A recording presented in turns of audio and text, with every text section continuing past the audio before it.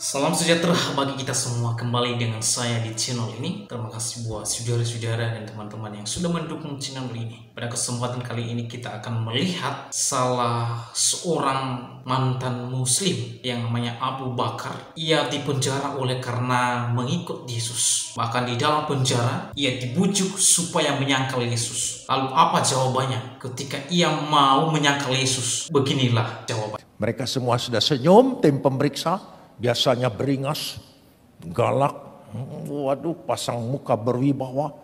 Gitu ya, padahal tanpa wibawa mereka semua. Ya. Lalu saya disodorin surat. Saya baca. Silakan tanda tangan. Nafsu siap tanda tangan. Tapi apa yang keluar dari mulut saya? Saya Abu Bakar Masur Yusuf Roni, seujung rambut pun tidak akan menyangkal Yesus adalah juru selamatku. Yang keluar itu. Saya sampai kaget. Aku kok ngomong apa ini tadi? Aku ngomong apa? Yang keluar itu. Jadi kalau engkau bertahan, iman kuat itu pilihan Tuhan. Itu kekuatan Tuhan yang kekal dalam dirimu. Bukan kemampuanmu. Waktu saya ditahan di penjara,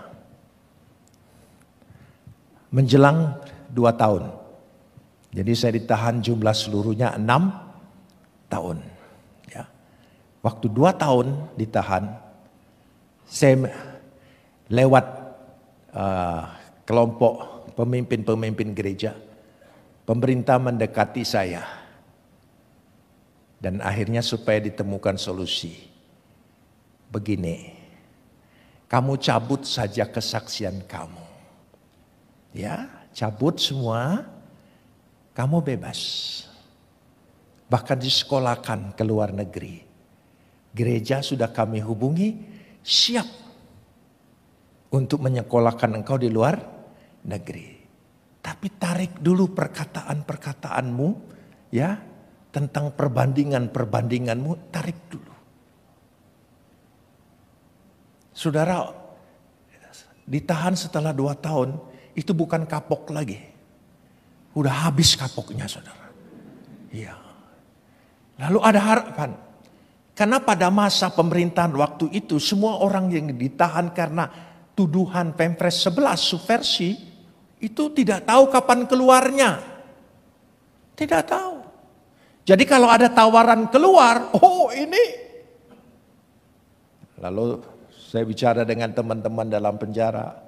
Teman-teman dalam penjara bilang, ya sudah, pura-pura aja. Ya sudah, ya daripada lapukan di penjara. Ya lebih baik kau bebas. Sampai di sana, kamu bakal dikirim kemana? Ke Tasmania, Selandia Baru. Supaya jauh begitu perginya.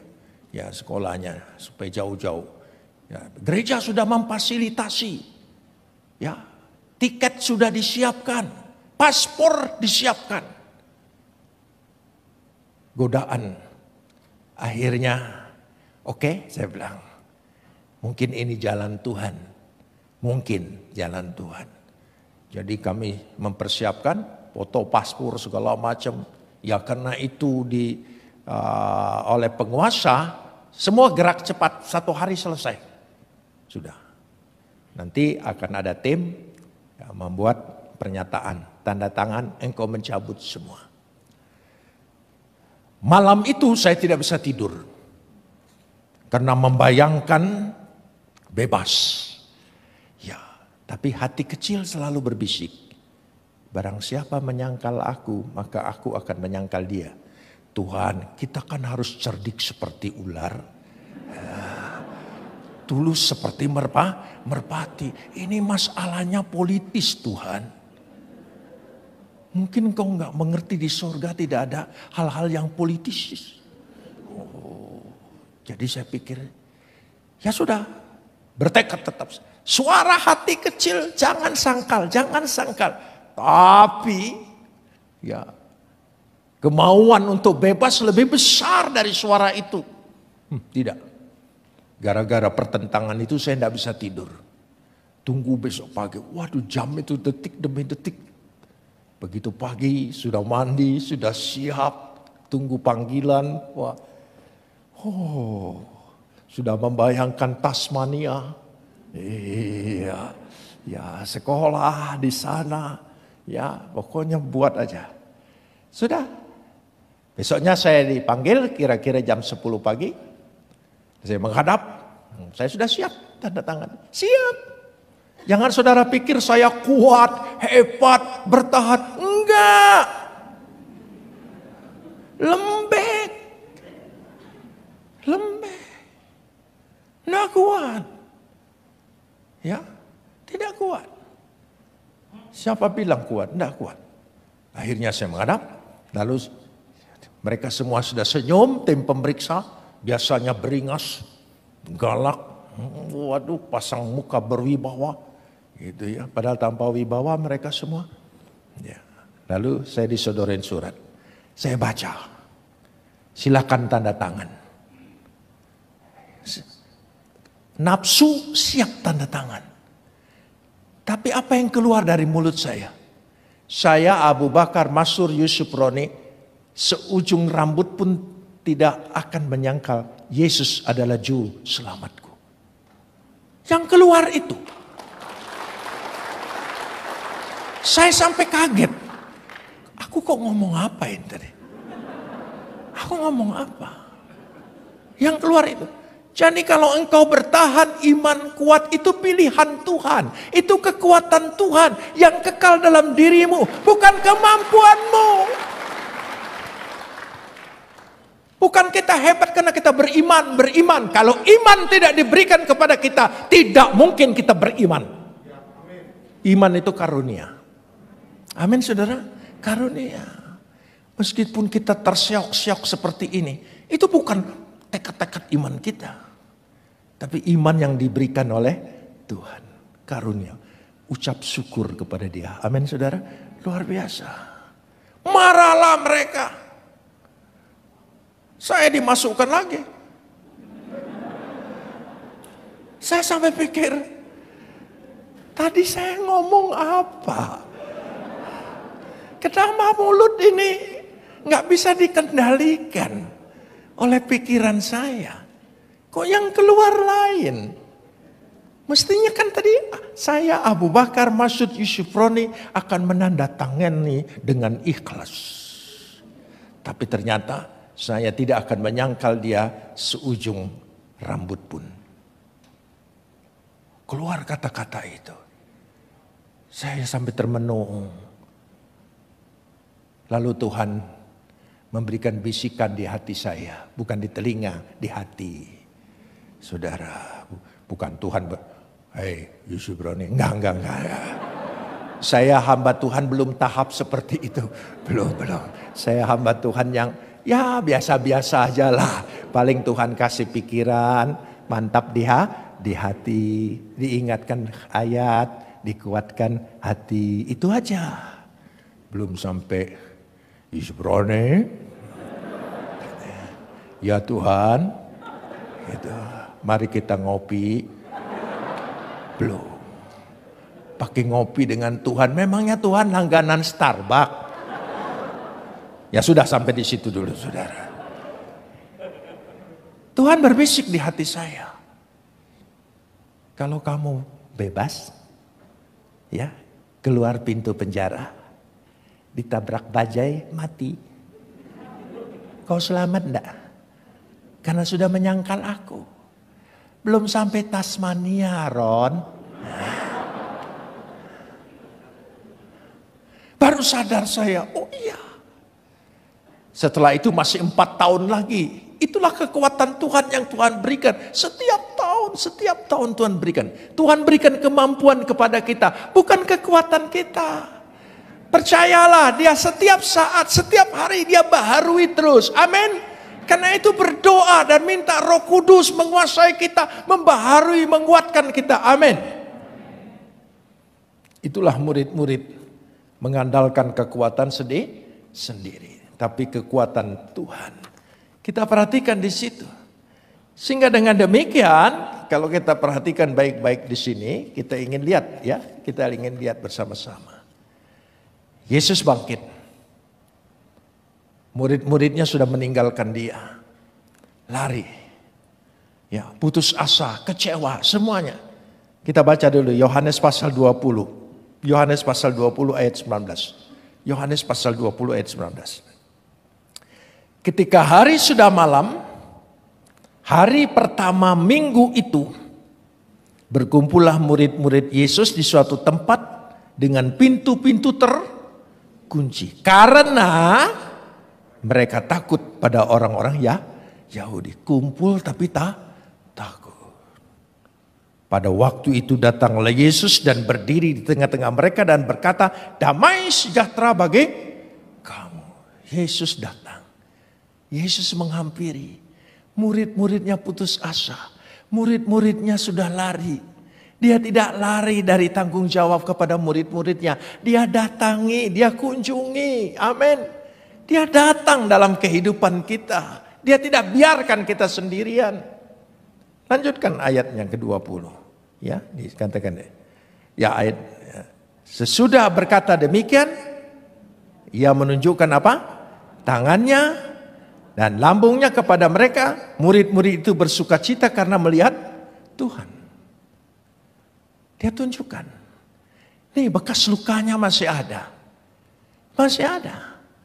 Saudara perhatikan, ketika saya baca ayat ini saya mikir, dia Tuhan, dia sanggup menghilangkan bekas-bekas paku-paku itu kan, lubang-lubang itu, dia sanggup pulihkan, tapi dia biarkan. Kenapa? Untuk jadi bukti, tanda, aku sudah mati dan luka-luka ini sebagai jaminan, tanda bagi kita bahwa engkau diselamatkan. Ada bukti yang nyata bahwa kita dijamin oleh dia. Dia tidak hilangkan, tidak. Untuk bukti nanti, sampai nanti. Bahwa kita sudah ditebus. Saya sudah ditebus, katakan. Ada buktinya. Dan kita diingatkan terus. Dengan perjamuanku kudus. Ada bukti. Ada fakta. Tidak hanya wacana, tidak hanya sekedar janji, tidak. Keselamatan yang kita miliki di dalam Kristus Yesus adalah fakta sejarah di dalam kehidupan kita. Ada bukti yang nyata di dalam seluruh luka-luka Yesus. Amin. Iya, dia sanggup hilangkan, tapi dia tidak hilangkan untuk menjadi bukti. Kita lanjutkan tadi ayat berapa? Ya, ayat 21. Kata Yesus sekali lagi, damai sejahtera bagi kamu, seperti Bapa mengutus aku, demikian juga ya sekarang aku mengutus kamu. Kita baca lagi. Ya, dia memberikan damai sejahtera tadi. Ya mungkin yang pertama salam. Yang kedua dia memberikan damai. Dia berikan damai itu. Ketenangan, kedamaian di dalam hidup kita, dalam hati kita. Setelah kita terima, sama seperti Bapa, tolong sambung. Sama seperti Bapa mengutus aku, demikian juga sekarang. Demikian juga sekarang. Artinya kita orang percaya, kita ini adalah utusan-utusan Tuhan. Utusan bukan duduk dengan tenang, diam, sekedar beragama dan beriman. Pergi, keluar. Jangkau jiwa-jiwa. Amin. Jangan lupa itu tugas orang percaya. Yang seringkali dilupakan oleh kita. Atau kita pura-pura tidak tahu. Pura-pura tidak ingat. Aku belum dengar itu. Jangan ngotai diri sendiri, saudara ya. Kita harus sungguh-sungguh tahu. Kita ini utusan. Kita bukan sekedar beragama, jadi murid. Mendengar firman Tuhan setiap minggu ibadah, itu tidak salah, itu memang betul. Tapi tidak sampai di situ, tidak sampai di situ. Seorang diangkat duta besar, dia pergi tidak ke negeri yang diutus? Pergi. Kalau dia tidak pergi, itu bukan duta besar. Dia pergi. Saudara kita utusan? Saudara utusan? Pergi. Keluar. Kabarkan. Sebarkan berita. Cari jiwa. Amin. Cari jiwa. Jangan saudara pikir, aku bukan penginjil. Itu ayatnya kita baca lagi. Ya. Sama seperti Bapak mengutus aku, demikian juga sekarang aku mengutus penginjil-penginjil, khusus petugas-petugas gereja, pendeta-pendeta gereja. Jangan manipulasi ayat ya. Ayatnya bunyi apa? Aku mengutus kamu. Artinya jamak. Banyak, semua ini diutus. Menangkan kota Palembang bagi Tuhan. Amin saudara. Ya. Ayat 22. Kita lanjutkan. Ya, lanjutkan. Dan sesudah berkata demikian, apa? Ia menghembusi mereka dan berkata, terimalah Roh Kudus. Jadi kekuatan kita Roh Kudus tinggal dalam diri kita. Dia sanggup mengurapi kita, dia sanggup memampukan kita, dia memberikan karunia-karunia kepada kita, melengkapi kita dengan karunia-karunianya, itulah Roh Kudus. Ya. Pribadi Tuhan itu sendiri diutus ke dalam diri kita, menyertai kita. Amin. Dahsyat, tidak sendirian diutus. Dengan wewenang, dengan kekuasaan. Duta besar diutus, dia punya wewenang dari negeri yang diutusnya. Kekuasaannya penuh di negeri orang lain itu sebagaimana kekuasaan bangsa dan negara yang mengutus dia. Penuh. Lewat Roh Kudus kita menerima kekuasaan penuh. Amin saudara. Wah, kita diutus. Jangan takut. Yang penting sampaikan, kabarkan, beritakan. Selesai. Amin. Urus orang percaya atau tidak, itu Tuhan punya hak. Tuhan. Kita lanjutkan lagi setelah mengembuskan Roh Kudus. Ayat 23.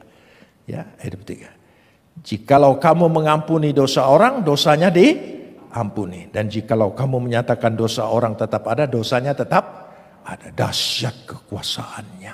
Dahsyat. Utusan itu punya kekuasaan lewat Roh Kudus. Hebat saudara. Saudara bisa membebaskan orang, melepaskan orang, menolong orang, menyehatkan orang, membalut orang. Amin. Amin. Ya. Umur saya sebentar lagi 75. 75 ya, Ma? Hampir lupa saya. Ya. Setiap bulan saya pergi ke desa-desa. Saya pergi ke desa-desa. Saya punya 52 pos di desa-desa. Di Jawa Barat. Bukan di Nias. Yang sudah mayoritas Kristen. Bukan di Toraja. Bukan di Minahasa. Bukan di Tondano. Di Jawa Barat. Ya. Penting itu. Dan sukacita. Luar biasa. Tuhan tolong berbagai cara. Berbagai cara. Selalu saya berdoa. Ketika saya masuk satu desa atau satu kampung. Saya berdoa apa doa saya? Tuhan temukan saya dengan orang Tuhan. Orangmu Tuhan tolong. Saudara tahu setiap tempat itu ada orangnya Tuhan. Kalau kita ketemu, oh dahsyat.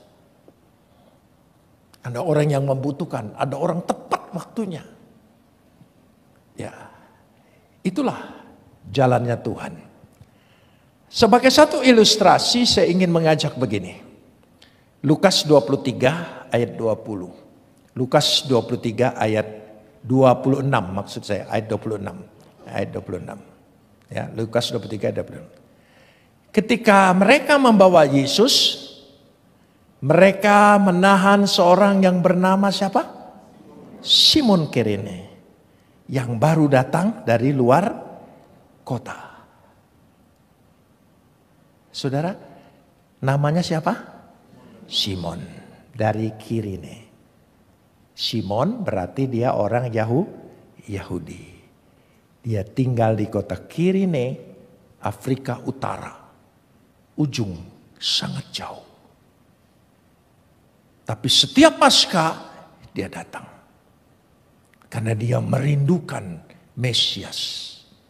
Dan dia tahu Mesias itu akan datang di kota Yerusalem. Maka setiap Paskah Dan dia tahu kedatangannya adalah Paskah. Ya, momentumnya adalah Paskah. Maka Simon Kirene hampir setiap tahun mengunjungi. Itulah kerinduannya. Meskipun jauh tempatnya, dia datang. Itu satu sisi. Kita lanjutkan dulu.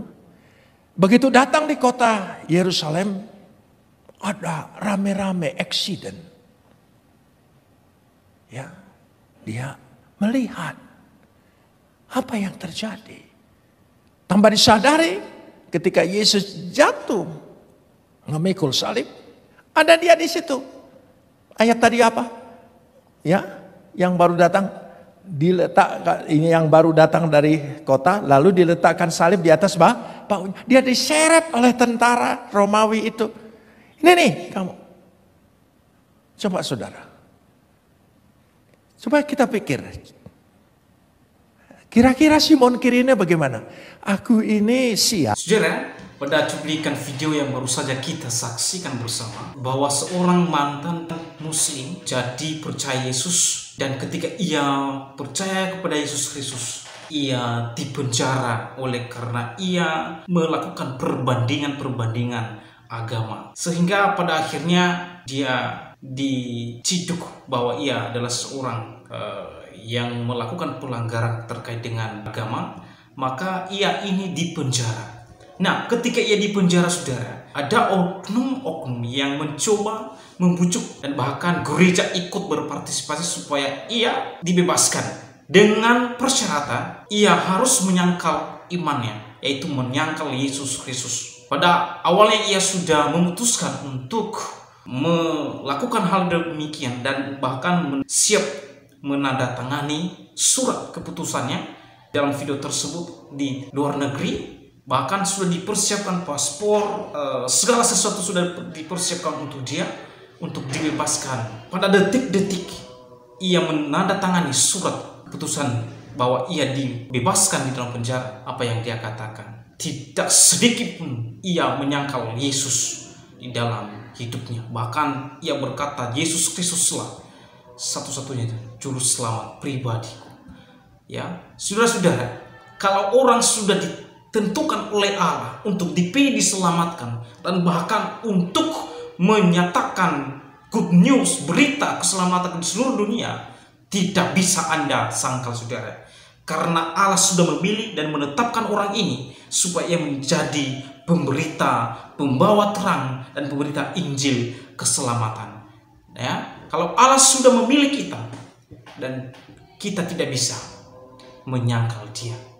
Ya, kemudian di dalam cuplikan video tersebut sungguh luar biasa, saudara, bahwa kesaksian pendeta Abu Bakar yang dulunya mantan Islam, yang sungguh-sungguh taat kepada agama Islam, namun ia tidak menyangkal Yesus di dalam dirinya. Inilah ciri dan orang-orang yang sudah mengalami perjumpaan pribadi dengan Tuhan, pertobatan sejati. Apapun kondisi, situasi pun yang menghimpit dia, ia tidak akan pernah menyakiti hati Tuhan Yesus, bahkan menolak Yesus. Bahkan di dalam himpitan tersebut pun ia menyatakan bahwa hanya Yesuslah satu-satunya juru selamat. Kalau Anda menolak Yesus di dalam hidup Anda, kalau Anda menolak Yesus dan tidak percaya kepada Yesus Kristus sebagai satu-satunya juru selamat, saya pastikan Anda pasti binasa. Ya, di luar Yesus Kristus, saudara dan saya tidak bisa berbuat apa-apa. Ya, di luar Yesus Kristus pasti binasa. Di luar Yesus Kristus pasti tidak mendapatkan keselamatan. Ya, bahkan yang ada kertakan gigi pada kekekalan. Oleh sebab itu, saudara-saudara muslim yang belum bertobat, silakan, pintu terbuka bagi Anda.